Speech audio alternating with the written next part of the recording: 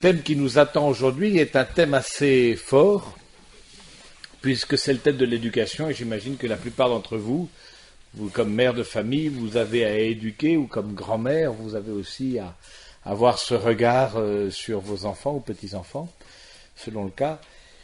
On va traiter de deux manières le sujet, c'est un sujet très vaste évidemment, c'est un sujet très vaste, mais on va le traiter de deux manières, ce sera l'objet des deux enseignements d'aujourd'hui. Premièrement, ce matin, on verra qu'est-ce qu'il y a à éduquer dans la personne humaine.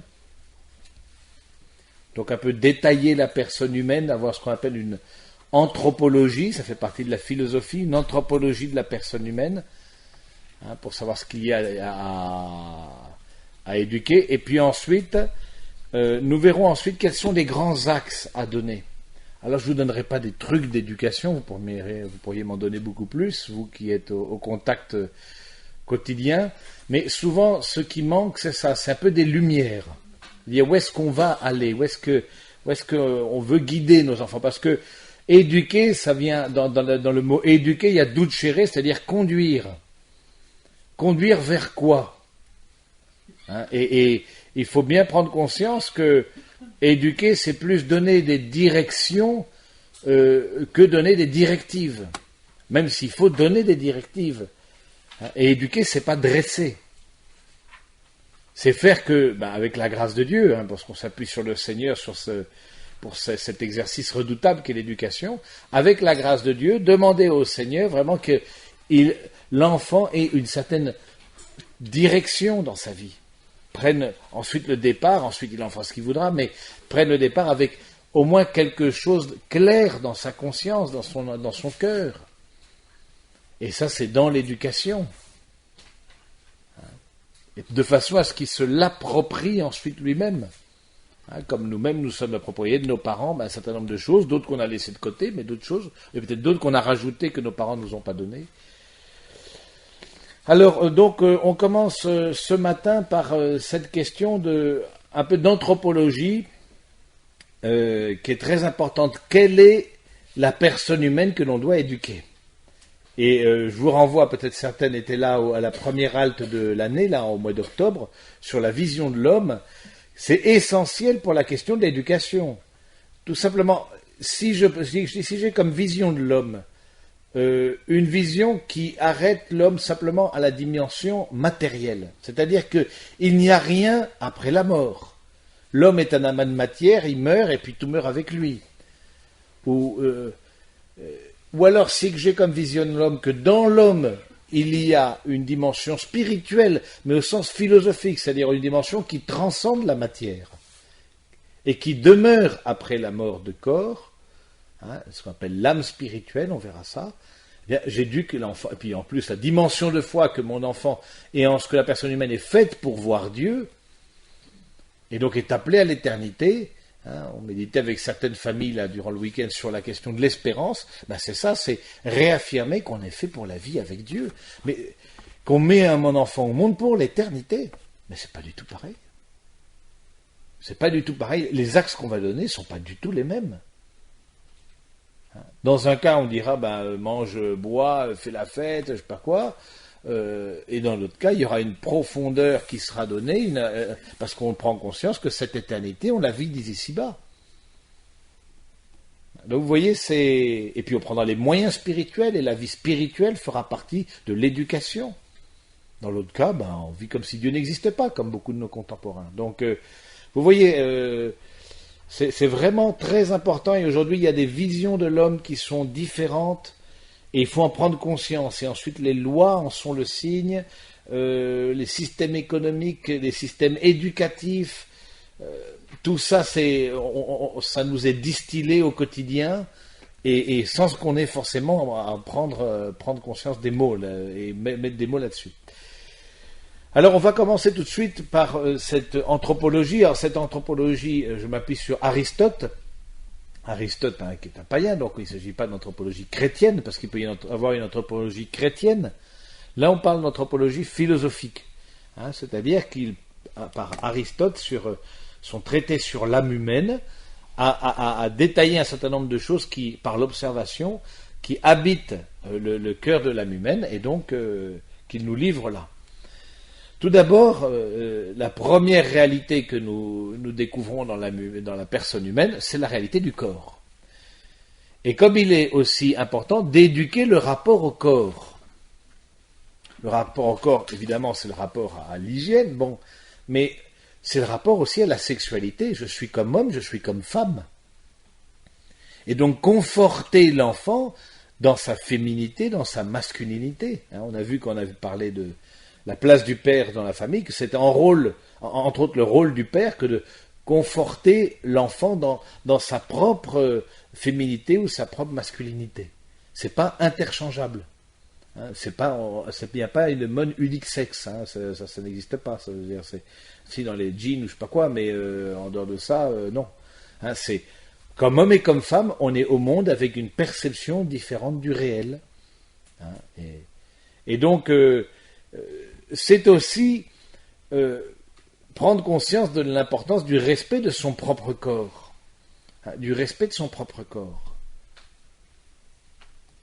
Et donc de la dignité du corps humain et de la dignité du corps de l'autre. La dignité du corps humain, la dignité du corps de l'autre, qui va faire justement que j'ai un rapport au corps qui est différent. D'autant plus que, alors avec la foi, là on passe dans le domaine de la foi, je sais que avec la foi, je sais que mon corps est le temple de l'Esprit Saint.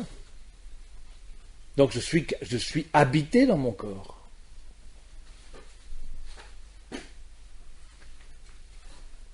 C'est pas simplement un amas de cellules. C'est pour ça qu'une personne, je dis ça entre parenthèses, une personne n'est jamais un légume. Même si elle est réduite à l'état comateux ou à l'état neurovégétatif, et puis son corps dit sa personne. Et il y a un lien, dira Aristote, substantiel, alors ça c'est un mot un peu difficile, c'est-à-dire c'est un lien intime entre l'âme et le corps.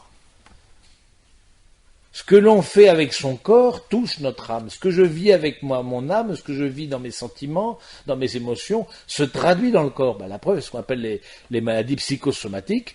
Et c'est quelque chose déjà que Aristote, plusieurs siècles avant Jésus-Christ, avait découvert. Et ça vient de quoi? C'est une réalité, c'est que ce que je vis, je sais pas quoi, un moment d'angoisse, de stress, il y a apparition de boutons, on n'a plus faim, on a mal à la tête, on a mal au dos, en général ça se reporte sur le dos. Donc du coup, parce que notre corps, c'est pas simplement un amas de matière. Il dit quelque chose de ce que l'on vit.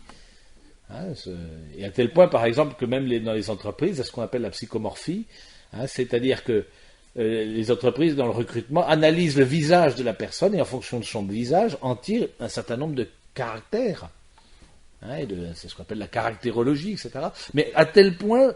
Et on n'en prend pas à tel point, notre corps est vraiment ce qui rend visible ce que nous portons invisiblement. Et ce qui rend visible, et ça on le doit beaucoup à Jean-Paul II, à cette réconciliation quand même avec le corps, parce que l'Église n'a pas toujours été vraiment réconciliée avec le corps. Entre le jansénisme, entre le rigorisme moral du 19e siècle, qui n'est pas du jansénisme, mais c'est du rigorisme moral, qui voyait dans le corps quelque chose de sale. Au tout début de l'Église aussi, cette tendance platonicienne, l'Église s'est appuyée sur Aristote, non pas sur Platon pour la philosophie, parce que pour Platon, le corps, prison de l'âme, etc. Non, il y a une unité substantielle entre le corps et l'âme, et on est à l'image de Dieu avec son corps.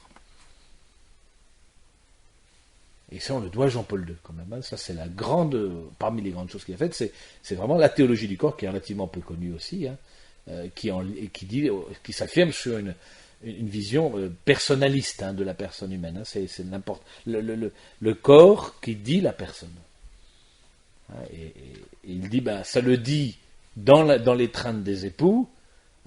C'est pas quelque chose simplement annexe, accessoire à la vie matrimoniale. Ça, on l'a vu quand on a traité la question de la sexualité dans le couple.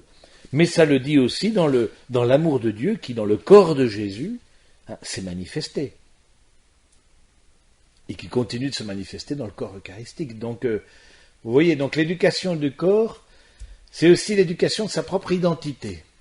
C'est l'enfant a la conscience de son identité avec son corps.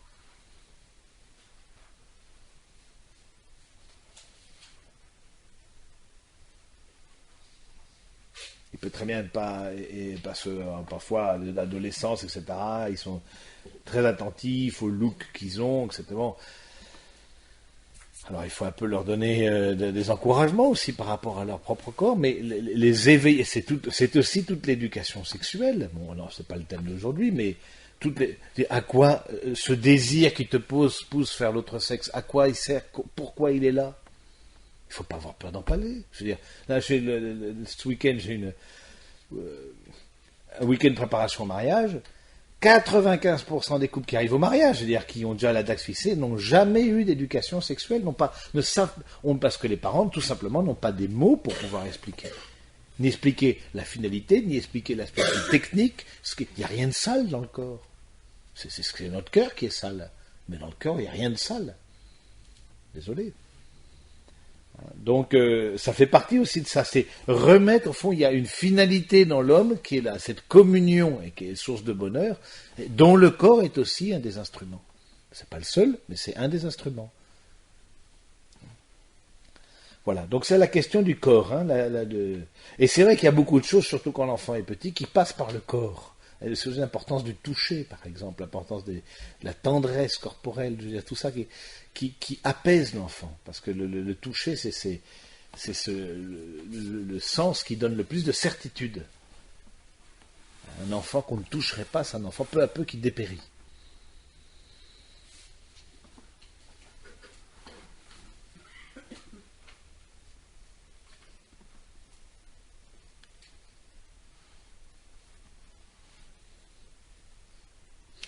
Ensuite, on a dans la personne humaine, on distingue comme ça, on découpe en morceaux, si j'ose dire, mais bon, c'est à voir dans une unité, évidemment. On a l'affectivité. L'affectivité, les émotions. Et il y a deux grandes tendances dans les émotions, dans l'affectivité.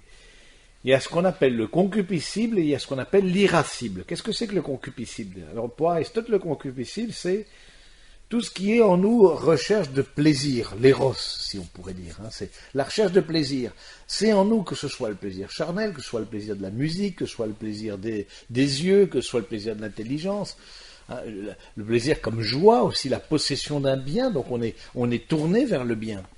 Hein. Donc vous voyez, mais la difficulté de beaucoup de philosophes, c'est qu'ils ont pris une partie de l'être humain et ils l'ont absolutisé. Par exemple, le cas de Freud, il dit, mais la personne humaine n'est que recherche de plaisir. Non, c'est pas vrai.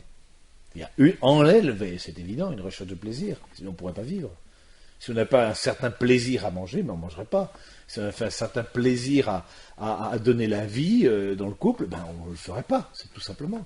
S'il fallait s'arracher dès qu'on avale une cuillère des efforts surhumains, donc il y a un plaisir, mais il y a un plaisir aussi plus spirituel, plus intellectuel, le plaisir de comprendre. Hein, certaines curieuses. Vous voyez donc, dans cette affectivité, dans cette recherche de plaisir, elle est à éduquer avec quelque chose qu'on appelle la tempérance. La tempérance, c'est-à-dire de mettre un juste milieu dans cette recherche. Ni trop peu, ni trop.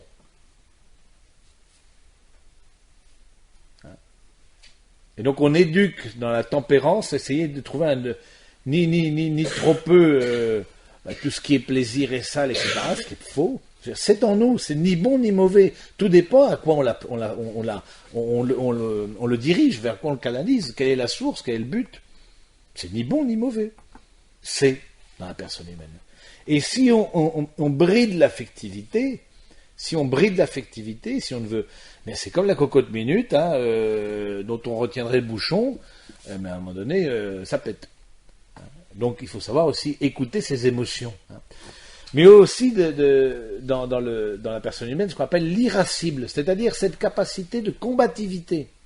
Hein, de combativité, de courage, d'aller à la rencontre de ce qui est difficile.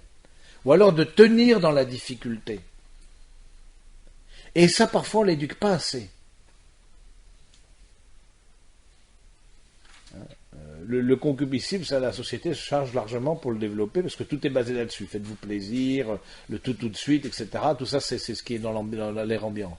Mais en revanche, cette capacité de tenir, par exemple, dans la difficulté, de franchir les épreuves, et même d'aller à la rencontre de choses difficiles. Comme par exemple, je sais pas, vivre dans quand on a passé une maladie, on a porté ça. Il ne faut pas non plus s'écrouler parce qu'on est malade. Ou alors parfois, le fait de passer un examen, c'est aller à la rencontre de quelque chose qui est difficile. Et donc de développer on parle surtout d'éducation de l'enfant, mais ça peut être l'éducation de l'adulte aussi, hein. Et parfois, ce qu'on appelle la force, la vertu de force qui nous aide. La vertu de force, la tempérance pour tous la recherche de plaisir, et la vertu de force, de tenir bon. Et non seulement de tenir bon, mais d'aller aussi à la rencontre de ce qu'on appelle d'un bien ardu, d'un bien de quelque chose qui est difficile. Et parfois, on se laisse emporter par nos peurs, par exemple. Hein, l'inverse de la force, ce serait la peur, ce serait ou alors la témérité qui serait un excès. Hein, les gens téméraires qui pensent que c'est tout permis, que tout va être facile et que tout le monde est devant eux et puis ils peuvent y aller. Non, c'est pas non plus comme ça. C'est pas être fort, ça. Être fort, c'est avoir aussi l'expérience de mes limites, de qu'est-ce qui est possible, qu'est-ce qui est faisable. Pas aller se lancer dans un truc mégalomaniaque sous prétexte qu'il faut aller de l'avant. Donc c'est apprendre aussi à une certaine connaissance de ses limites. Donc il y a dans notre affectivité à la fois une recherche de plaisir, la joie, l'amour, mais aussi une espèce de combativité, de force, qui peut entraîner la colère, qui peut entraîner la peur parfois, qui peut entraîner l'audace. Et on voit chez l'enfant, on parle plus de l'enfant, mais on voit chez l'enfant des choses qui émergent.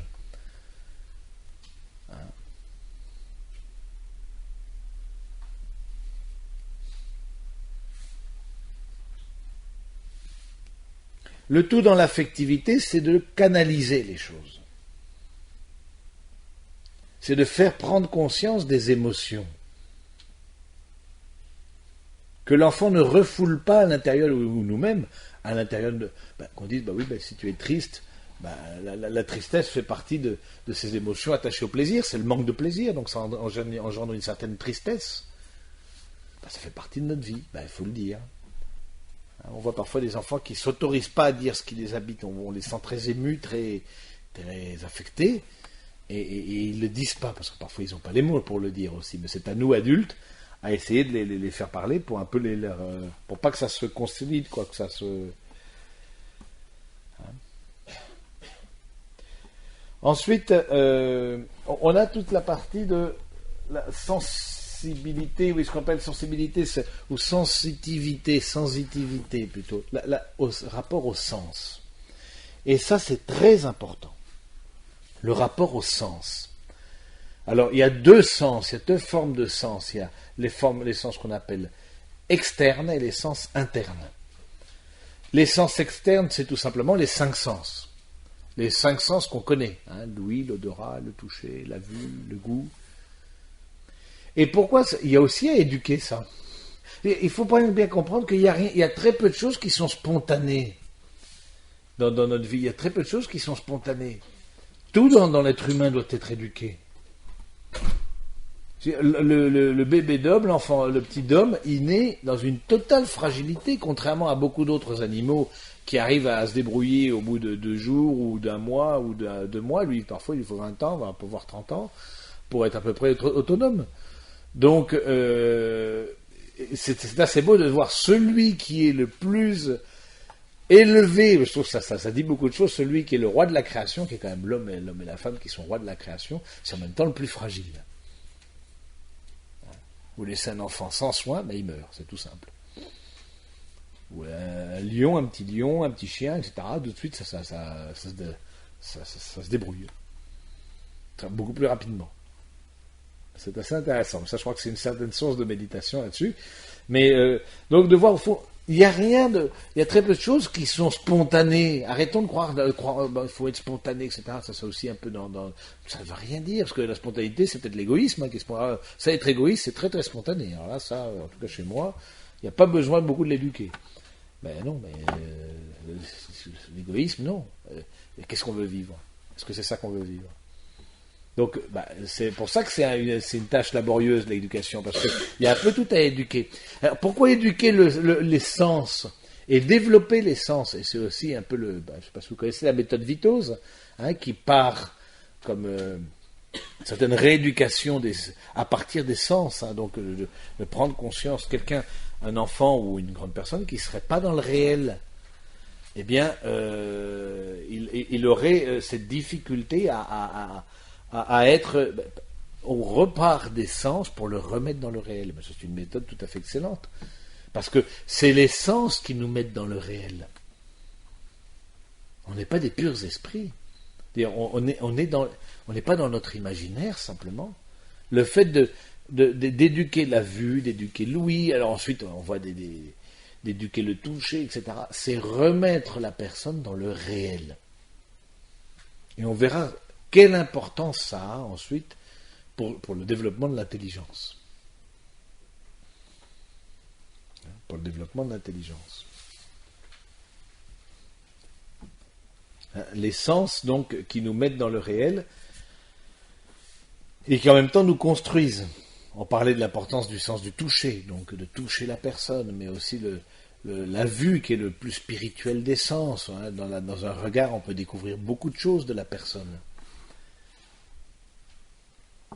Et ça peut être intéressant de développer. C'est rare qu'on s'adresse au sens, alors que c'est vraiment quelque chose qui est présent dans toute personne, sauf des difficultés liées à l'handicap, mais sinon c'est...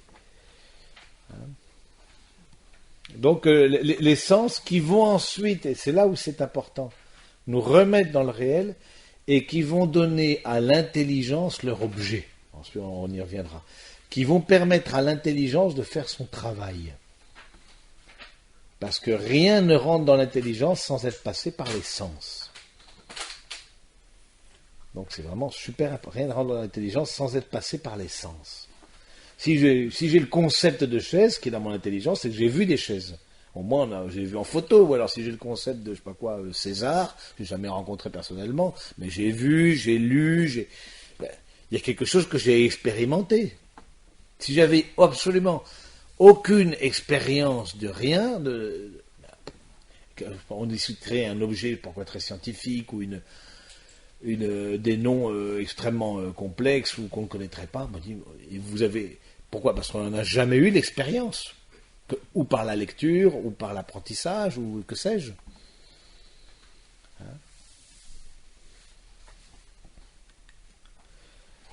Ensuite, les sens qu'on appelle internes, les sens internes.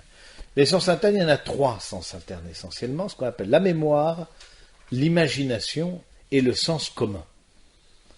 La mémoire, bon, je ne peux pas vous décrire, mais ça fait partie de notre sensibilité aussi, la mémoire. Cette capacité ça s'éduque aussi. À l'école, c'est vrai qu'on apprend beaucoup à retenir les choses, etc. Bon. Mais figurez-vous, tout ce que je viens de décrire, on l'a en commun avec les animaux. L'animal a une mémoire. Il sait reconnaître ce qui est agréable, ce qui n'est pas agréable. Il est mu aussi par le plaisir. Il peut avoir une certaine combativité. Il a les sens plus ou moins développés. Bon, un chien, c'est plus développé qu'une huître, évidemment. Mais chez l'animal, il y a aussi soit un état un peu primaire, soit plus développé. Bon, chez les mammifères, c'est plus développé. Tout ce que je viens de dire. Ensuite, il y a l'imagination. Alors, l'imagination, donc, qui est là encore, c'est ni bon ni mauvais, c'est dans la personne humaine. L'imagination, c'est cette capacité de créativité aussi en nous. Par exemple, les mathématiques font beaucoup appel à l'imagination. Les mathématiques, tout ce qui est mathématique, ça demande peu d'expérience. C'est pour ça que, par exemple, on peut être un génie en maths en ayant 15 ans. On sera difficilement un génie en philo à 15 ans. Mais un génie en maths, oui, c'est très facile, parce qu'il y a des enfants qui ont une imagination. Du coup, par exemple, pour une racine carrée, vous n'avez jamais croisé une racine carrée dans la rue. Donc, bon, ils imaginent des choses. L'imagination, ça permet aussi de se projeter. Aristote dit ça remplace l'expérience dans un certain nombre de cas. Ça permet d'anticiper, ça permet d'abstraire, ça permet aussi de raisonner dans l'abstrait. Donc, du coup, c'est très intéressant de voir cette. Mais attention de ne pas vivre dans l'imaginaire,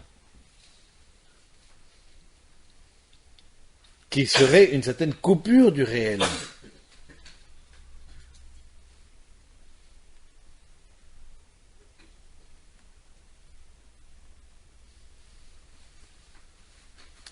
Le troisième sens interne, c'est le sens qu'on appelle commun, que Aristote appelle aussi la cogitative. C'est-à-dire, c'est un peu difficile c'est le sens de ce qui est convenable ou pas convenable. C'est un peu le jugement. Mais il le met dans la sensibilité, non pas dans l'intelligence, parce que c'est une sensibilité qui se développe, bon, mais qui est quand même très élevée, hein, qui se développe, ça c'est le convenable ou pas convenable, on sent ce qu'il faut faire, ou alors au contraire on dit, ben, cette personne-là, elle n'a pas du tout de jugement. Bon, elle dit des choses, bon, elle n'a pas de jugement, elle n'a pas de sens commun. Hein, on dit, ben, il faut le sens commun. Ben, mais le sens commun, c'est d'éduquer justement ce qui est convenable, et pourquoi c'est convenable, pourquoi. Et dans une famille, il y a un sens commun qui se forme dans la famille, parce qu'évidemment la famille, on se forme un sens commun. Non, ça c'est bon, ça c'est mauvais, ça c'est possible, ça c'est pas possible. Ben, ça c'est quelque chose familial, hein, donc de former le sens commun et de corriger aussi l'enfant quand il dit des choses qui sont un peu aberrantes, quoi, qui ne sont pas dans la réalité, quoi, qui ne sont pas convenables, c'est-à-dire qui ne conviennent pas qui manquent de jugement. Ça ne veut pas dire qu'il n'est pas intelligent, c'est pas une question d'intelligence. C'est que dans son affectivité, il y a quelque chose qui n'a pas été éduqué.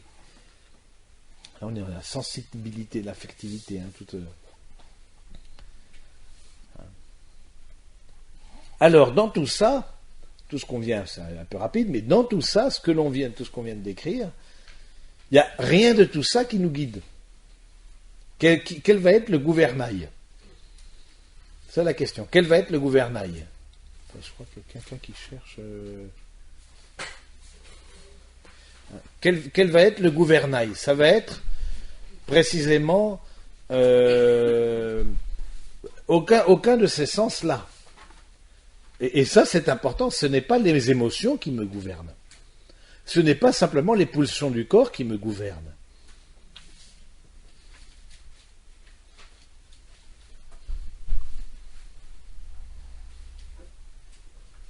C'est pas la combativité qui me gouverne.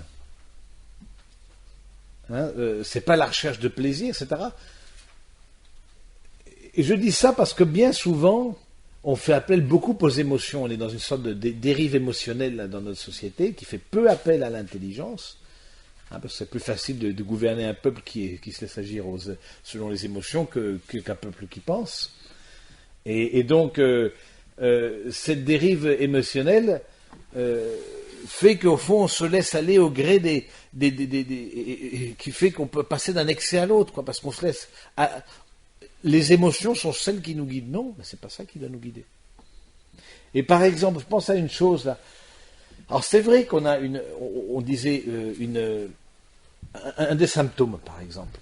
On a une combativité, on a une force qui nous pousse en avant et à aller et qui peut engendrer un certain stress en nous. La question du stress, elle vient de là, de ce qu'on appelle de l'irascible. La personne est stressée et bon.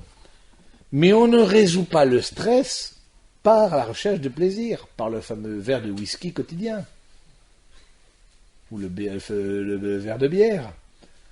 Hein, alors je dis ça aussi aux hommes, alors ils baissaient tous la tête comme ça. Mais vous voyez, parce qu'on veut résoudre le stress par le plaisir.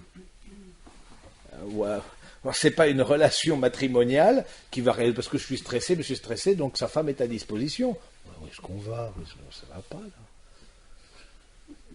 Non, mais écoutez. Non, non, mais vous savez, la réalité est souvent bien plus raide que ça encore. Donc, non, on diminue. Alors, quelqu'un me disait, mais vous pourriez pas faire un enseignement rien que sur le stress. Bon, c'est vrai que...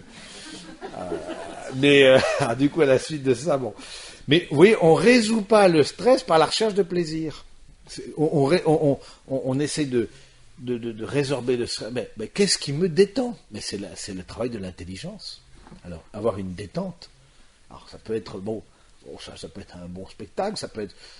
Mais apprendre, apprends, connais-toi toi-même. Ça peut être le travail manuel, ça peut être des tas de choses. Mais ce qui est assez intéressant, c'est qu'à la fois, notre société produit beaucoup de stress, et à la fois, le stress, ça fait marcher l'économie, parce que du coup, comme le stress, pour faire baisser le stress, il faut consommer pour justement, tout ce qui peut être la consommation fait baisser le stress. Donc, bref, tout ce qui est lié à l'alimentation, tout ce qui est lié au plaisir immédiat, quoi.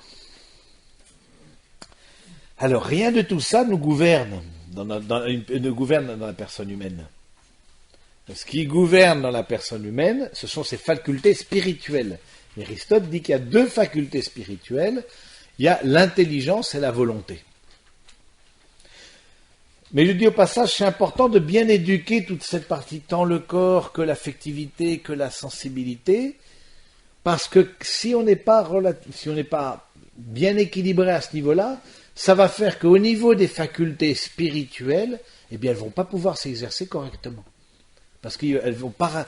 On voit tout de suite, par exemple, un enfant, bon, pas qu'un enfant, hein, qui vit dans la peur ou qui est paniqué, etc. Ça, c'est des émotions. Mais il rend feuille blanche alors qu'il sait exactement les réponses à l'examen. Donc, c'est pas qu'il n'est pas intelligent. Bien souvent, des échecs scolaires ne viennent pas d'une question de l'intelligence, mais ça vient beaucoup plus d'une question de l'affectivité, hein, qui dépasse, qui submerge l'intelligence. Et qui fait que elle est plus capable de discerner, quoi. Elle a plus de lumière.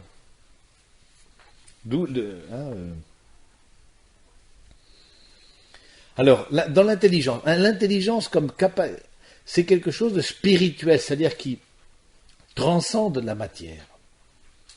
C'est pas le fruit de l'évolution de la matière, l'intelligence. Bon. C'est quelque chose que Aristote démontre, mais bon, on va pas pour ça qu'il ne peut pas y avoir d'intelligence artificielle, stricto sensu, ça n'existe pas.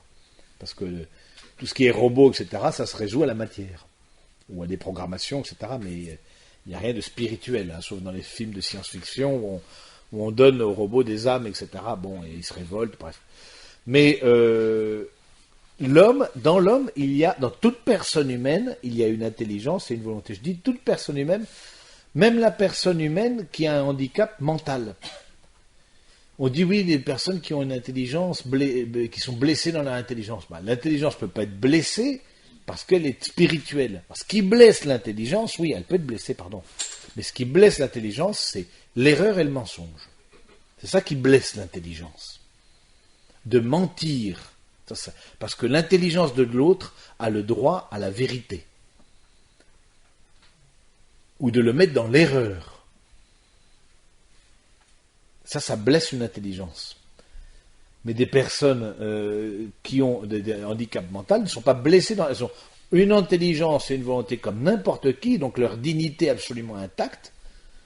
Mais c'est bien souvent ce qui est parasité dans les personnes qui ont un handicap mental, c'est bien souvent en amont, dans ce que je viens de décrire.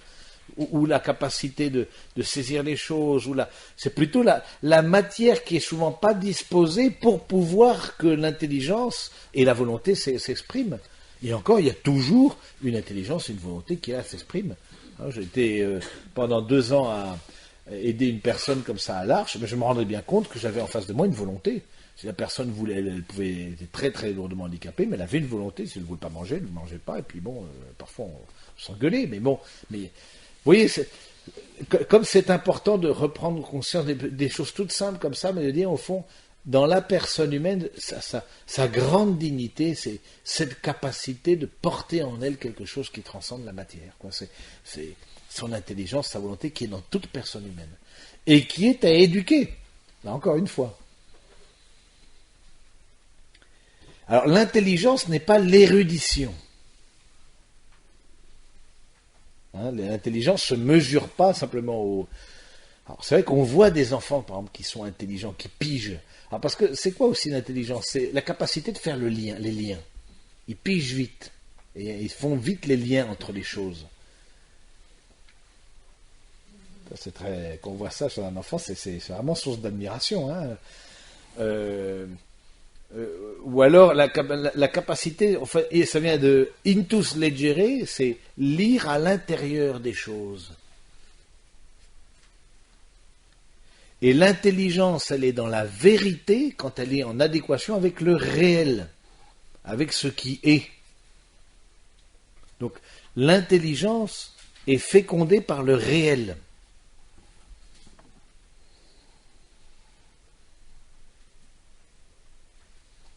C'est pour ça qu'on appelle la philosophie d'Aristote, qui ensuite a repris saint Thomas d'Aquin, philosophie réaliste ou naturaliste. Ça part de la nature des choses. C'est l'objet, l'objet qui est premier dans la connaissance. C'est pas le sujet qui connaît qui est premier. Ça c'est énorme. Bon, on en a parlé la première halte là, de cette année, là en octobre, mais ça a beaucoup de conséquences. Donc l'intelligence, que faire aussi pour éduquer l'intelligence? Bon, évidemment, l'école aide à éveiller l'intelligence, ça c'est évident. Mais c'est pas à l'école, faut pas sauf cas particulier, je pense quand on met son enfant en pension, etc., où on délègue à une institution le fait d'éduquer son enfant. Non, mais dans la majorité des cas, en tout cas quand il est jeune, c'est pas à l'école d'éduquer, c'est tout le drame de certains milieux très défavorisés où les parents ont démissionné et c'est l'école qui éduque, ce sont les professeurs, les instituteurs qui font les malheureux tout ce qu'ils peuvent, mais qui se retrouvent avec la très lourde charge d'éduquer les personnes. Non, à l'école, on lui demande d'éveiller l'intelligence, d'éveiller l'instruction, d'instruire. Sauf le cas particulier du pensionnat, etc., là où il y a une prise en charge complète. Mais l'éducation vraiment appartient aux parents. Donc, le fait de conduire l'intelligence petit à petit dans ce qui est le réel. Et je pense aussi, je marquais l'émerveillement. L'émerveillement, c'est ce qui va aussi, c'est ce que les anciens disaient, les philosophes grecs disaient. L'émerveillement, l'étonnement est à la source de la philosophie. Mais qu'est-ce que c'est? Cette curiosité intellectuelle. Eh bien, et on voit à un moment donné, il y a un âge chez l'enfant où il dit, mais pourquoi ça, c'est quoi ça, et à quoi ça sert, et il pose des tas de questions. Mais c'est sa curiosité, donc il faut prendre assez au sérieux, même si c'est fatigant, mais c'est sa curiosité intellectuelle. Donc l'émerveillement, l'étonnement, l'admiration, qui va permettre à l'intelligence aussi de s'éveiller. Et on a vu tout le contact avec les sens. Si j'éduque bien un des sens qui sont aiguisés, c'est aussi une intelligence qui est aiguisée.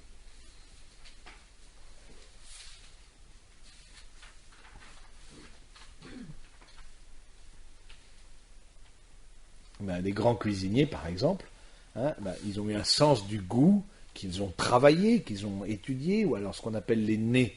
Les nez, vous savez ce que c'est qu'un nez? Un nez dans le vin, donc ils ont un sens de l'odorat qu'ils ont travaillé, mais c'est très lié à l'intelligence, au fond, ça. Leur intelligence a été plutôt développée. Ensuite, on voit il y a des formes d'intelligence, il y a des orientations, on n'a pas tous la même. C'est pas parce qu'il faut être bon en maths, etc., il semblerait que ce soit universel, mais non, pas du tout.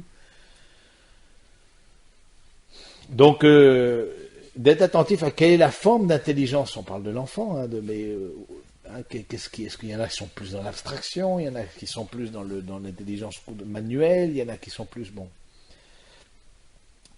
J'ai mis la foi aussi, parce que la foi, contrairement à ce qu'on pense, elle est dans l'intelligence. La foi, c'est adhérer à Dieu qui se révèle et dire c'est vrai. C'est pas des bobards. C'est ça la foi. J'ai foi en toi, Seigneur, c'est-à-dire ce que tu dis, c'est vrai. C'est l'acte de foi. C'est adhérer à Dieu qui se révèle. C'est écouter sa parole et y adhérer, y obéir.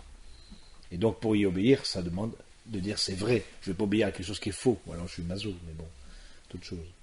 Hein, donc l'éducation de la foi relève aussi de l'éducation de l'intelligence. Et souvent, ça c'est plutôt pour les grands, mais bon, sauf vous qui êtes ici présents, mais on reste souvent avec notre foi du catéchisme, et donc du coup au niveau de notre intelligence des choses de Dieu, ça reste surtout au catéchisme, on fait des coloriages, donc du coup, ça fait que on reste, en tout cas c'était mon cas, donc on reste à un niveau de foi vraiment basique. Bon, c'est un peu raide, il y a peut-être des dames catéchistes en face de moi, attention, faut que je me tienne tranquille. Donc, mais c'est la faute des curés tout ça, donc voilà, donc vous êtes dédouanés. Donc, mais c'est important d'éveiller, ou même quand vous faites le catéchisme, vous vous adressez à l'intelligence de l'autre. La foi, elle n'est pas dans la volonté. C'est pas je veux croire, c'est pas la méthode Coué. Hein. La foi, c'est on s'adresse, on éveille. L'intelligence, au lieu de partir du réel, elle parle de la révélation de Dieu. Et tout le travail de l'intelligence à partir de la révélation de Dieu s'appelle la théologie.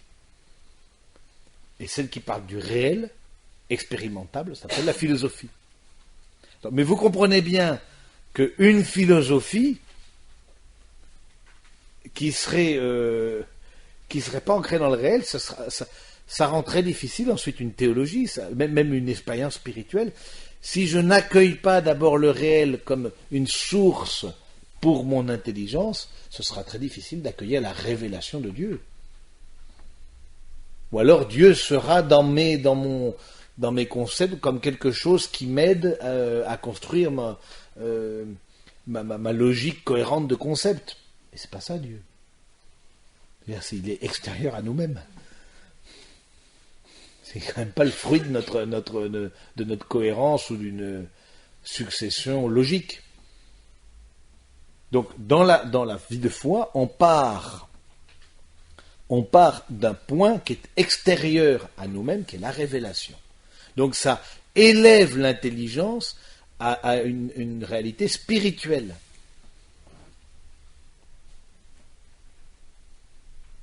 La réalité spirituelle révélée, cette fois, hein, la réalité spirituelle. Donc, on est dans le domaine de la révélation. Donc, mais ça demande d'adhérer. Donc ça demande d'instruire quand même. Hein. Bien. On va pas trop tarder. Ensuite, on a dit la volonté. Donc la volonté, qu'est-ce que c'est en nous? Assez rapide, hein, c'est très rapide, pardon, mais la volonté, qu'est-ce que c'est en nous? La volonté, c'est cette capacité de choix. Et de choisir ce qui est bien. Et comment est-ce que je sais que c'est bien? Parce que l'intelligence a découvert que c'était bien. Donc former l'intelligence, c'est former la conscience. Qu'est-ce qui est bien, qu'est-ce qui est mal? Bien souvent, on agit mal, mais en pensant faire le bien. Mais ça, c'est la manière la plus commune du monde d'agir. Je pensais faire bien. Je sais pas quoi, on voit ça bien souvent dans... je pensais que dans l'éducation, vous savez, je pensais que j'étais très très sévère et je pensais bien faire. Combien de fois on entend ça? Et c'est tout à fait sincère. Ça ne veut pas dire que c'est juste, mais ça veut dire que c'est sincère. Donc, quel est le bien derrière ça? Mais le bien, c'est ce qui correspond à ma propre finalité, c'est-à-dire le bonheur.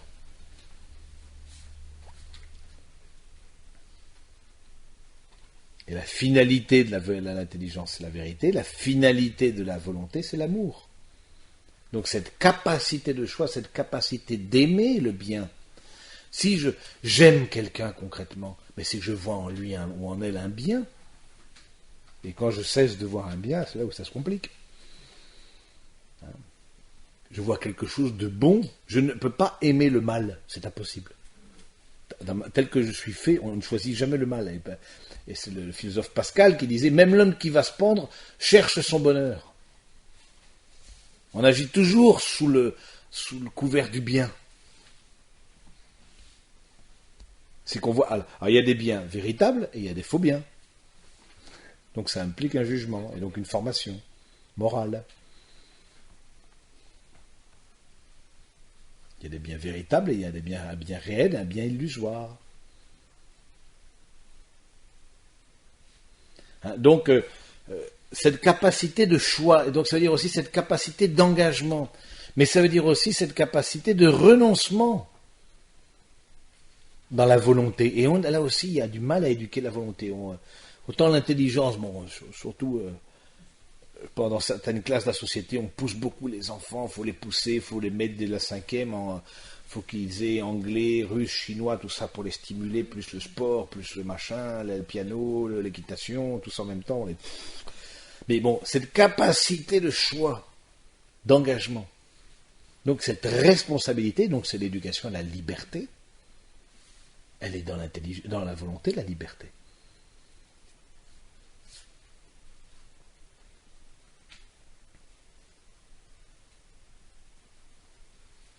Donc vous voyez bien que ma volonté ne doit pas non plus être dirigée par mon affectivité, mes émotions. Je n'agis pas sous le coup de l'impulsion, mais parfois mais la maîtrise de soi, ça fait quand même partie des dons du Saint-Esprit. Une certaine maîtrise de soi. Prendre par rapport à ses émotions une certaine distance. Et qu'est-ce qui nous aide à prendre une distance? C'est l'intelligence, entre autres. À essayer de se maîtriser. Qu'est-ce que j'ai marqué? Ah oui. Dans la volonté, l'éducation de la volonté au bien commun. De dire que si je suis à même de rechercher mon propre bien, il y a aussi le bien de tous. Et parfois, je peux être amené à sacrifier un certain nombre de choses que je désire, on en a tous l'expérience, pour le bien de tous. Quand on est militaire et qu'on se bat pour son pays, on est prêt à donner sa vie, mais pour le bien de son pays, pour la liberté de son pays. Et ça, c'est très beau. Hein, ou pour conserver la paix dans tel ou tel pays, parce que bon, nos pays aujourd'hui ne sont pas attaqués militairement, pas encore. Mais en tout cas, quand on est envoyé en opération extérieure, parfois on est amené à, pour garder la paix, parce que le militaire voit un bien qui est là. Hein? Ou alors, dans la vie de foi, tous ceux à qui on a demandé de refuser, de renier leur foi, d'apostasier, mais qui ont refusé. Hein, comme avant-hier, c'était Sainte Lucie. Sainte Lucie, c'est une martyre, mais elle n'a pas voulu. Et elle a dit, ma vie n'est pas le bien maximum. Il y a un bien qui est supérieur à moi-même, qui est Dieu. Et donc ma vie est quand même relative à Dieu. Donc elle peut être mise en balance par rapport à Dieu lui-même. Et donc je peux très bien accepter de mourir, qui n'est pas du suicide, mais parce que j'ai mis comme priorité, et ça c'est notre intelligence qui met l'ordre des priorités, je fais le choix de Dieu dans ma vie et ça entraîne un certain nombre d'autres choix. Et ça entraîne un certain nombre de renoncements. Mais vous voyez le bien commun, d'éduquer au bien commun, on verra ce soir, cet après-midi, à la communion. Et puis évidemment, dans la volonté, pardon, je suis assez rapide, mais dans la volonté, il y a la charité, l'amour, aimer à la manière de Dieu, aimer l'autre de façon désintéressée. Autant la recherche de plaisir en nous et l'affectivité est souvent égoïste, autant la charité, c'est cette capacité d'aimer à la manière de Dieu, sans attendre de retour.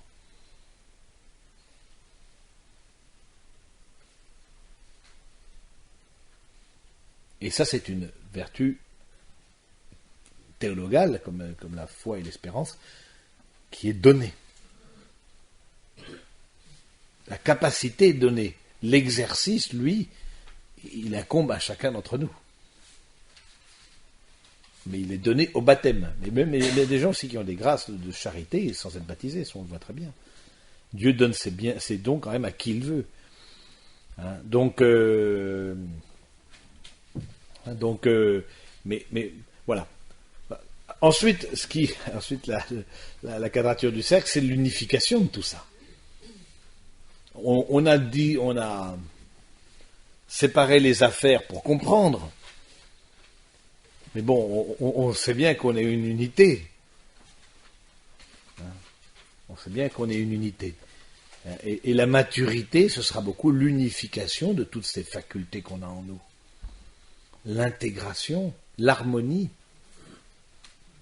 Avec beaucoup de patience. Éduquer demande de la patience avec l'autre et puis avec soi-même. Et puis notre éducation, elle est jamais terminée. On a aussi à s'éduquer soi-même, à travailler sur nous-mêmes. Mais on devient nous-mêmes les artisans de notre propre éducation. Et dans la vie matrimoniale, évidemment, l'autre aussi est l'artisan de l'éducation. Nous corrige, parce qu'il y a des choses qui ne sont pas toujours en place, c'est bien normal.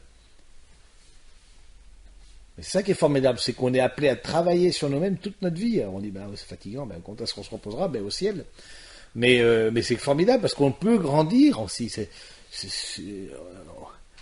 On peut prendre conscience, et du coup, on prend conscience à certaines étapes de la vie de certaines choses, à d'autres, on n'en avait pas du tout conscience. Bon, et donc cette éducation qui est aussi permanente.